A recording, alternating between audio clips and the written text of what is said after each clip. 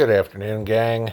I know it's not likely that I make another video in the middle of the afternoon, but when important stuff runs across my desk that I think you guys need to be aware of, I certainly want to share it to you. And of course, this was shared with me, and I do thank both Brian and Rocky Creek for sending me the information that I want to pass along to you, because it does affect all of us.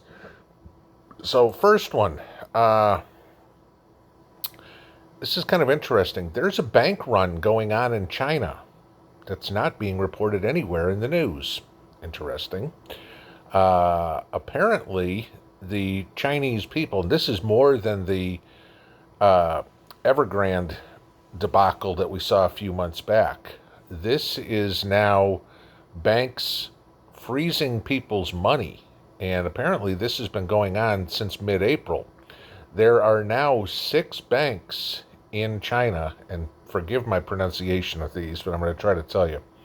Yuzhou Jinming Sheng Village Bank in Henan Province, Zhejiang Huanghui Bank in Shanghai, the Shanghai Humin Rural Bank in Jumadian City, the New Oriental Village Bank, the Huaihei River Village Bank, and the Yixian County Village Bank. Again, I don't speak Chinese, so I'm trying. But these banks have frozen people's accounts. They cannot withdraw money, all right? And the Chinese economy is not in good shape. Let's put it this way. All right, so what you're looking at here is, again, it's a snowball effect. One bank, then 2 banks, then 3 banks, then 5, then 10, then what happens, okay? You remember when we had the whole Evergrande thing and people yelling out in front of the bank, give me my money, and, that was the end of that. So now you've got protests coming out all over the place again, people screaming about giving me money, or give me my money. Now, they're blaming this on fraud. Gee, regulatory anything in China? Right. Okay, because think of all that high quality crap that we buy at Walmart. All right. So the People's Bank of China is concerned about this, and they're investigating to protect the rights of the financial consumers, because apparently if you have investment companies pilfering this money from the banks, you have problems. Now, let's start putting things together here. This is what we do. You have bank runs going on in China. You have 2 crypto wallet companies stopping people from withdrawing their money. This could get big fast. Now, I'm not saying run to the bank right now and take out all your money or anything like that. No, I'm not. I'm giving you the bigger picture on this, all right? So here's the deal.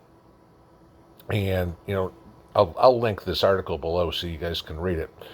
But typical of how the media does this thing, one of the paragraphs in here is, should the world be worried about Chinese banks? And of course, they kind of glaze it over and say, oh, it's not that big of a deal. This is just in China, whatever it was. Now, I'm going to give you this, okay? COVID was just in China. Monkeypox was just in China, okay?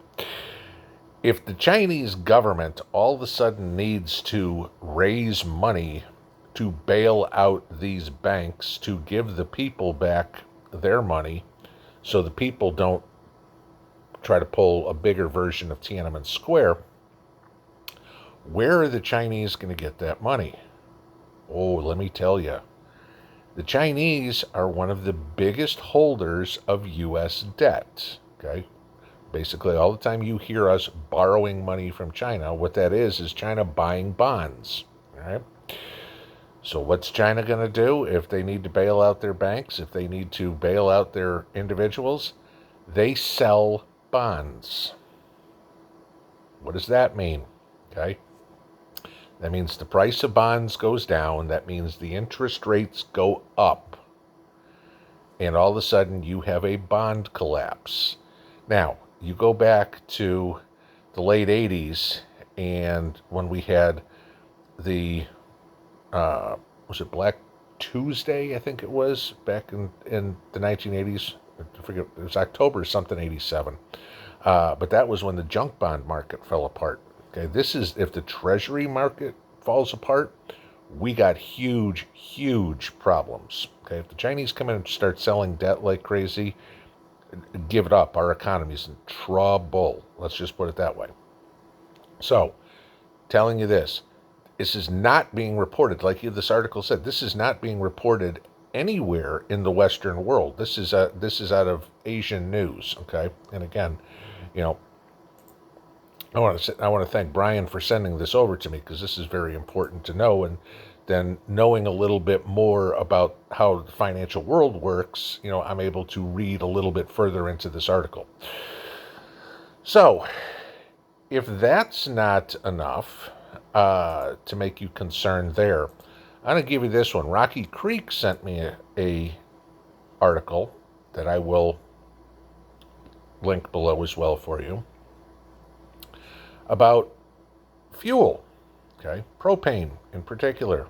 A lot of us use propane for cooking, heating, hot water, whatever it would be. All right, we know where the price of propane's going. We know where the price of gasoline's going, etc., etc. Here's a good one. Everybody's favorite former first family, Barry and Mike, asked their homeowners association board up on Martha's Vineyard, you know, because hey, you know, you got to have that elite place, to install a 2,500 gallon commercial propane tank on their property. That's a lot of gas. I mean, you can probably fill it himself. All he's got to do is start talking. But, you know, I think I've told you guys before. I mean, I've got a 500 gallon tank in our yard. Now, granted, the only thing that runs in our house is the stove, so don't ask me why the builder did that or the previous homeowner did that. I don't know. We've used 20% of that tank in 3 years. 500 gallons. Okay. Now, granted, like I said, just for the stove and the oven. All right. But even then, 2,500 gallons is enormous. Now, are you trying to, do you know something about what's going to happen to fuel prices? Because correct me if I'm wrong, propane isn't a green energy, all right? Propane gives out about half as much of carbon dioxide as a barbecue grill, okay? Charcoal, all right? So, you know, it's certainly not green. But the Obamas are all of a sudden asking for permission to install this monstrosity in their property. I'm assuming it's going to be a underground propane tank because, you know, God knows you wouldn't want to have something like that, you know, disturb the view in Martha's Vineyard. But why? I mean, these things cost up to around 75 grand according to this article. It's a lot of freaking money, okay? You know, a lot of people live in a house that doesn't cost $75,000, you know, and you just want a propane tank that's that big. So what do they know that we don't? Why would they be doing something like this? Might behoove everybody to, you know, this is an excellent time of year to get your propane for the winter because it's cheap, or cheaper at this point, you know, than it will be in the winter. You'll avoid the rush, but you know damn well that propane's going to be more expensive come September, October. So just a couple of things that came out this afternoon that we need to pay attention to, foretelling what could be in our future, which is what we are good at. Enjoy the rest of this hot, steamy day as it's 91 degrees with a heat index of 100 here. Have a good one.